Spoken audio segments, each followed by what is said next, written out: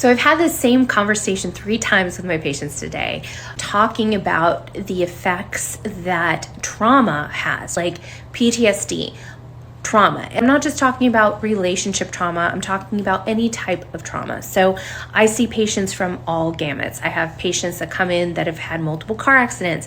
I've had patients that have had multiple surgeries. I've had patients that have had multiple emotional things that have happened in their life. What happens is that over time, every time that these happen and your body's not able to process it out, it's like you have this muscle memory that happens. What I try to help patients realize is that it's not just the muscles, it's that your body, your nervous system itself doesn't feel safe. When you have a trigger, it's not that you have a small response, you have a giant response, because you're responding to all the other trauma that you've experienced before.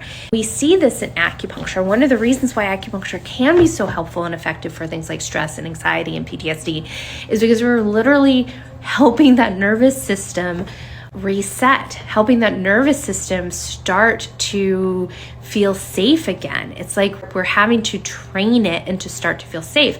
So one of the things that I had my patient do, one of them, right, because I said I had this conversation 3 times already today, is that what I'm having them do is doing the things, it's basically like we need to nurture them again. We need them to feel safe again.